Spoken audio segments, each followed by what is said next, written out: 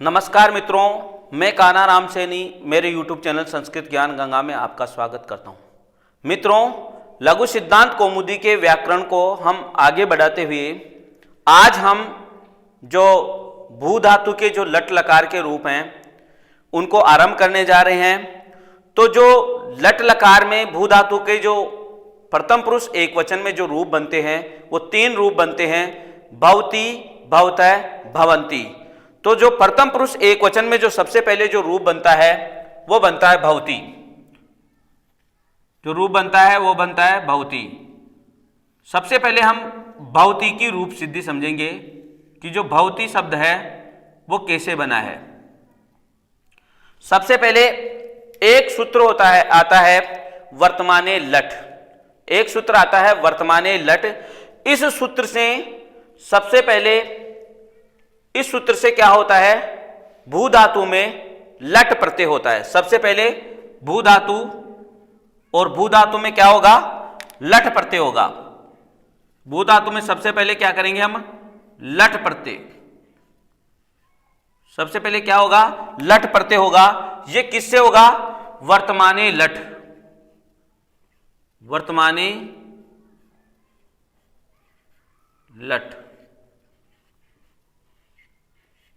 वर्तमान काल में यदि हम किसी भी धातु में वर्तमान काल में कोई प्रत्यय करते हैं तो सबसे पहला जो सूत्र लगेगा वो सूत्र लगेगा वर्तमाने लट। इस सूत्र से लट प्रत्यय होगा। अब जो सबसे पहले एक सूत्र लगेगा, यहां जो तय है, तय की इत संज्ञा करने के लिए एक सूत्र लगेगा। अब सबसे पहले कौन सा लगेगा, हलन्त्यम। हलन्त्यम। हलन्त्यम सूत्र से इस तय की इत संज्ञा हो जाएगी और तस्य लोपय। दूसरा सूत्र और एक साथ लगा देते हैं हम, यही तस्य लोपय। इस सूत्र से क्या हो जाएगा,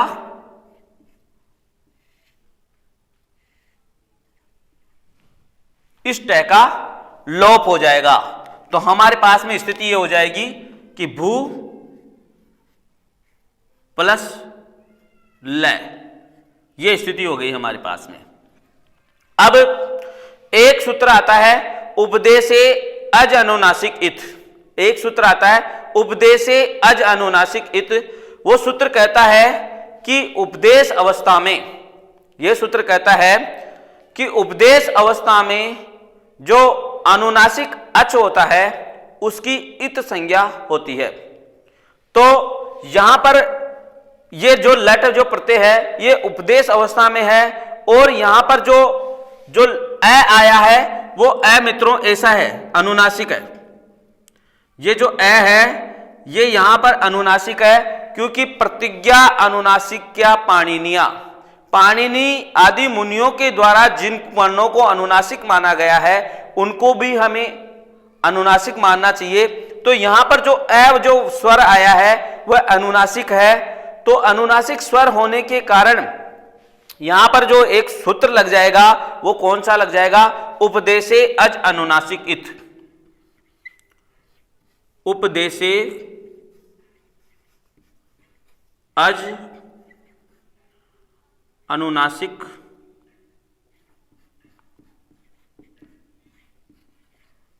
इत।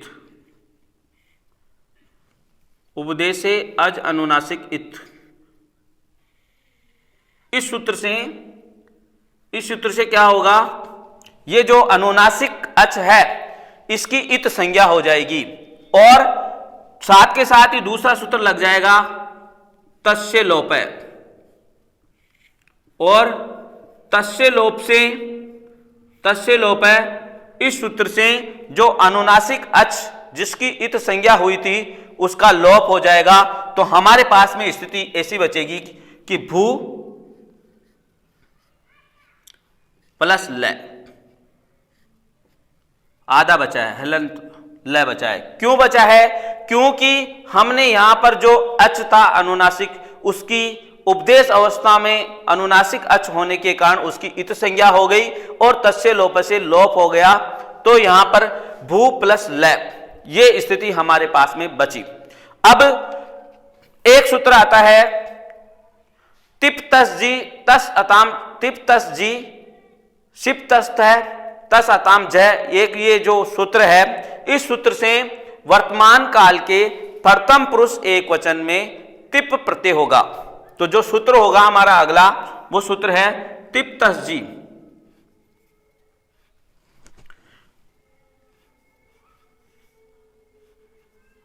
तिप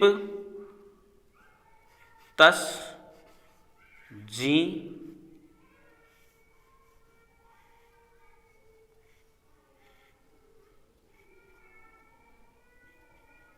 इस सूत्र से क्या होगा हमारे पास, सबसे पहले यहां पर वर्तमान काल के एक वचन में हम जानते हैं कि तिप प्रत्यय होता है। तो हमारे जो ये लय है, लय के स्थान पर क्या हो जाएगा, तिप प्रत्यय हो जाएगा। लय के स्थान पर कौन सा प्रत्यय हो जाएगा, तिप प्रत्यय हो जाएगा। अब हम सबसे पहले देखेंगे एक सूत्र आता है, एक सूत्र आता है सबसे पहले जो है तिंग सित सार्वधातुकम। यह सूत्र कहता है, सूत्र क्या है हमारा, सबसे पहले हम लिख लेते हैं उसको, तिंग सित सार्वधातुकम।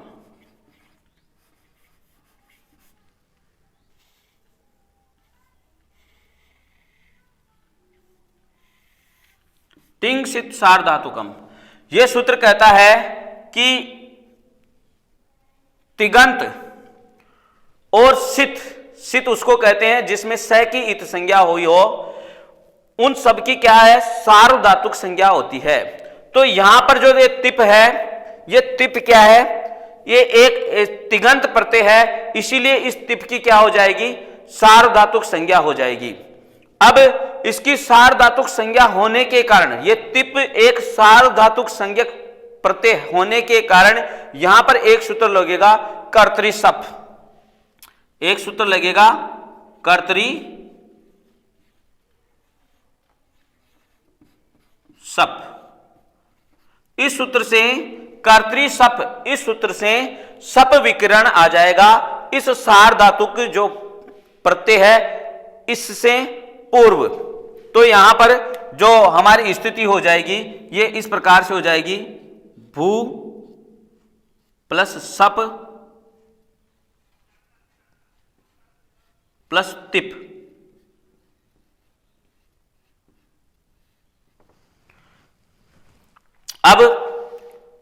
अब आगे जो सूत्र है वो लगेगा, यहां पर सप आ गया हमारे पास में, भू प्लस सप प्लस तिप। अब यहां पर देखेंगे कि एक सूत्र लगेगा लस कव तद्दिते। वो सूत्र पहले, सबसे पहले हम सूत्र को लिख लें, लस कव तद्दिते।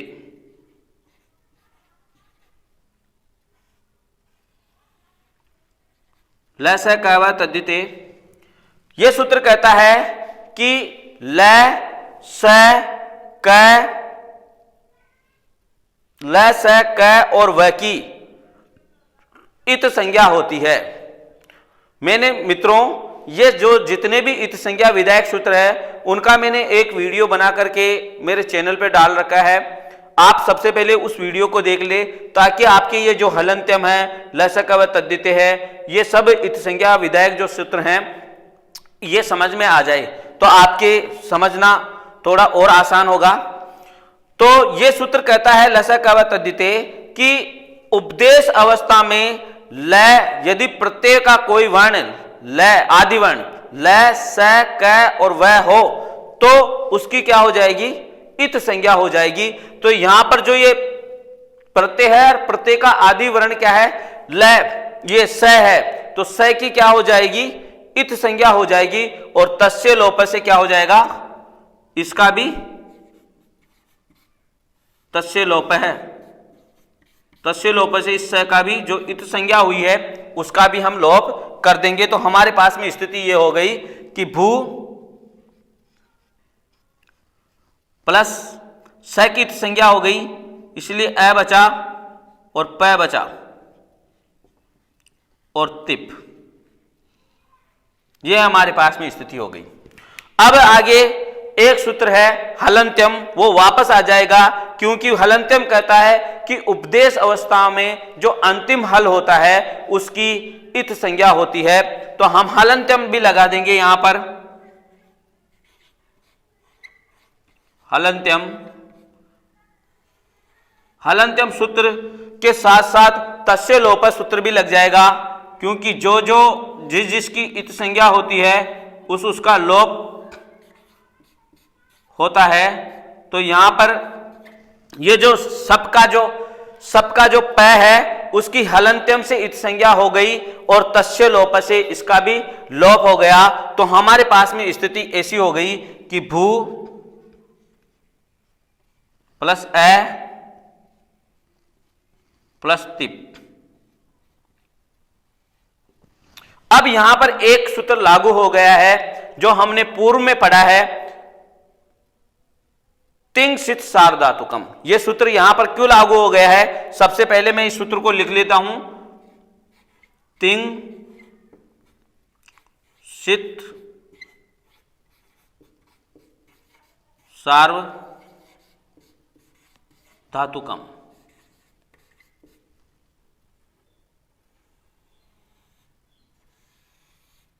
यह सूत्र वापस लागू हो गया है। क्यों लागू हो गया है, क्योंकि ये जो अ है ये सित है। क्योंकि यह सित क्यों है, क्योंकि इसमें स की इत संज्ञा हुई है, इसीलिए अ क्या कहलाया, सित कहलाया है। अब ये सित है तो इसकी क्या हो गई, सार्वधातुक संज्ञा हो गई। ये जो अ है ये सार्वधातुक संज्ञक प्रत्यय हो गया। क्यों हो गया, क्योंकि यह सित है, क्योंकि सित किसे कहते हैं, जिसमें स की इत संज्ञा हुई हो। और जो सूत्र है सार्वधातुक संज्ञा करने वाला वो है तिंग सित सार्वधातुकम, यानी तिगंत कोई प्रत्यय हो या ऐसा प्रत्यय जिसमें स की इत संज्ञा हुई हो तो वो सार्वधातुक प्रत्यय कहलाता है। तो ये सार्वधातुक प्रत्यय है क्योंकि इसके अंतर्गत स की इत संज्ञा हुई है। तो ये सार्वधातुक प्रत्यय हो गया और एक सूत्र लग जाता है सार्वधातुक प्रत्यय होने के कारण, सार्वधातुक कार धातुयो, ये सूत्र लग जाता है सार्वधातु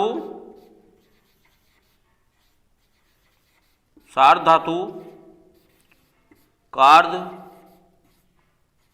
धातु कयो।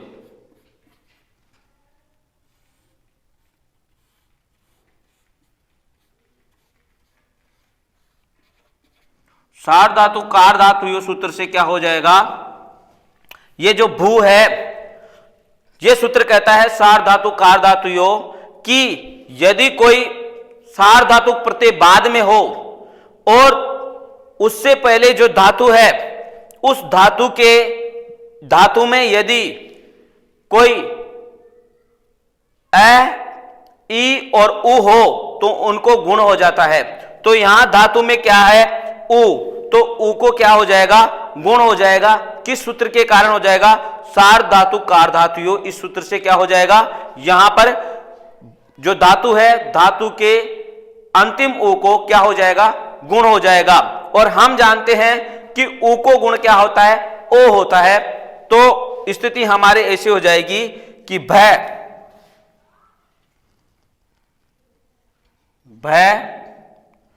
और उ को क्या हो गया, ओ हो गया और अ और तिप, यह स्थिति हो गई हमारी यहां पर।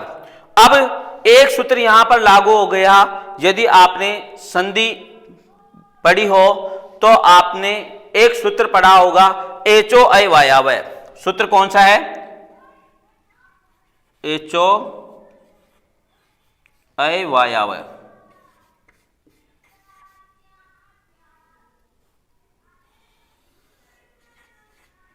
एचो अय वायावय सूत्र, एचो अय वायावय सूत्र कहता है कि यदि एच प्रत्यार के वर्णों के बाद में कोई स्वर हो तो क्रमशः अय, औ, आय और आव आदेश होता है। तो ये जो ओ है ये एज प्रत्याहार का वर्ण है और उसके बाद में क्या मिल गया, स्वर मिल गया, तो यहां पर ओ को क्या हो जाएगा, अव हो जाएगा।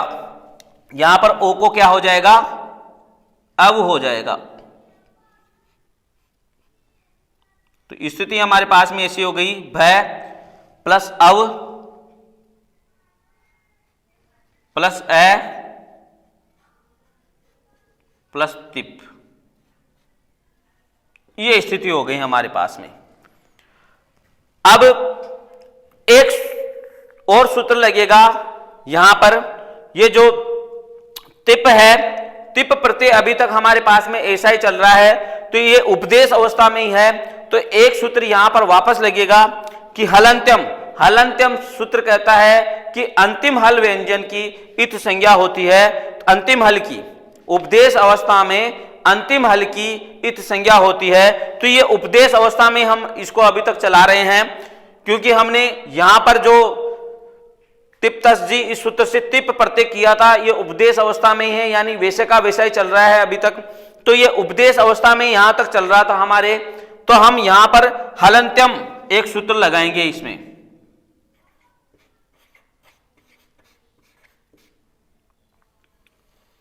हलंत्यम सूत्र लगा दिया। अब हलंत्यम सूत्र से यहां पै की क्या हो गई, इत संज्ञा हो गई, और तस्य लोप से क्या हो गया,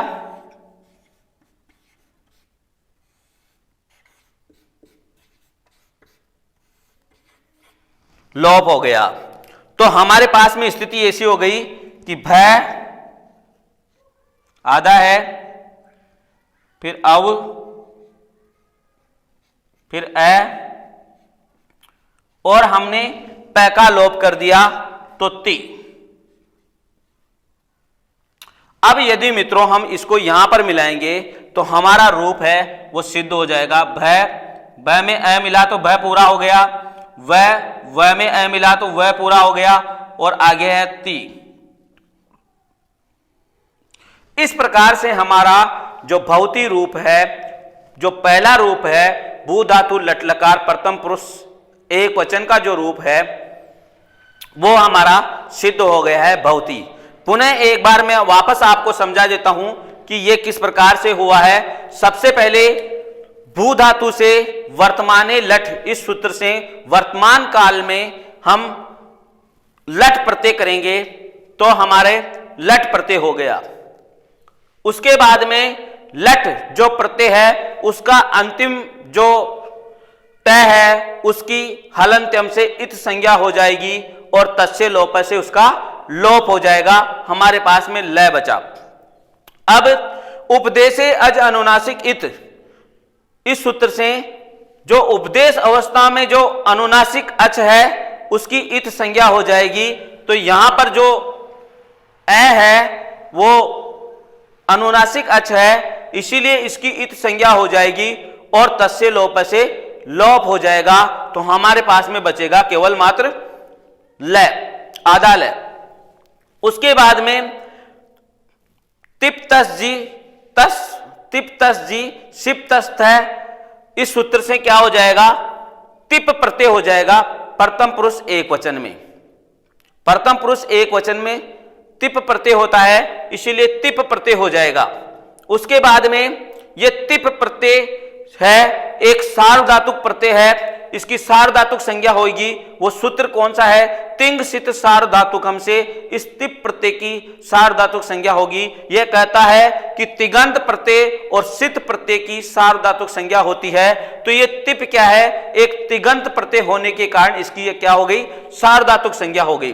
उसके बाद में जो सूत्र लगेगा सार्वधातुक संज्ञा होने के बाद में कर्तृ सप, इस सूत्र के द्वारा सप विकरण हो जाएगा, यानी ये बीच में आ जाएगा, यानी तिप से सार्वधातुक से पूर्व में आएगा। आगे देखो, आगे क्या हुआ, अब सप कर दिया हमने विकिरण, उसके बाद में सप उपदेश अवस्था में है तो इसकी लस क तद्धिते से इसमें जो स है आदि वर्ण उसकी क्या हो जाएगी, इत संज्ञा हो जाएगी और तस्य लोप से लोप हो जाएगा। हमारे पास में स की इत संज्ञा हो गई तो हमारे पास में ए और प बचा आधा। अब आगे, अब पै की भी हलंत्यम से इत संज्ञा हो जाएगी, तस्य लोप से लोप हो जाएगा, हमारे पास में बचा ए। अब ये जो ए है ये भी सार्वधातुक प्रत्यय है, क्योंकि सूत्र होता है तिंग सित सार्वधातुकम, यानी तिंग हो तो ये तिंग तो नहीं है लेकिन ये सित है। ये जो ए है ये सित है क्योंकि इसमें स की इत संज्ञा हुई है यहां पर, क्योंकि ये मूल प्रत्यय था वो सप था और अपने स की इत संज्ञा कर दी, इसीलिए प्रत्यय क्या कहलाया, सित कहलाया। ये सित कहलाया ए। तो ये ए है, ये सित होने के कारण इसकी क्या हो गई, सार्वधातुक संज्ञा हो गई। फिर सूत्र लगेगा आर्धातुक सार्वधातुकियो। ये सूत्र कहता है कि यदि कोई सार्वधातुक प्रत्यय बाद में हो, यदि आर्धातुक या सार्वधातुक प्रत्यय बाद में हो तो उससे ठीक पूर्व वाली धातु में यदि ए, ई और उ हो तो उनका क्या हो जाता है, गुण हो जाता है। तो हमारे सार्वधातुक प्रत्यय था और इससे ठीक पूर्व धातु थी और धातु में हमें उ मिल रहा था, तो उ का क्या हो जाएगा, गुण हो जाएगा। और हम जानते हैं कि उ का गुण क्या होता है, ओ होता है। तो हमने क्या कर दिया, उ के गुण को ओ कर दिया, उ को क्या कर दिया, ओ कर दिया। अब यहां हो गया। अब ओ होने के बाद में अब यहां पर एक स्थिति लागू हो गई, एचो अय वायावय, क्योंकि एच प्रत्यार का कोई वर्ण पहले हो और उसके बाद में कोई स्वर हो तो क्रमशः एच के स्थान पर अय, औ, आय और आव हो जाता है। तो हमें एच प्रत्यार का वर्ण मिला ओ और ओ के स्थान पर क्या हो जाएगा, अव आदेश हो गया, एचो अय वायाव से। अब अव आदेश हो गया तो हमारे पास में स्थिति ये हो गई, वह आधा है अव, अ और तिप। अब यहां पर जो ये हम उपदेश अवस्था में ही तिप प्रत्यय को चला रहे थे, तो यहां पर जो प की इत संज्ञा होगी वो हलंत्यम, इस सूत्र से प की इत संज्ञा हो जाएगी और तस्य लोप से क्या हो जाएगा, उसका लोप हो जाएगा और मिलाने पर जो हमारा रूप बनेगा वो बन जाएगा भवती।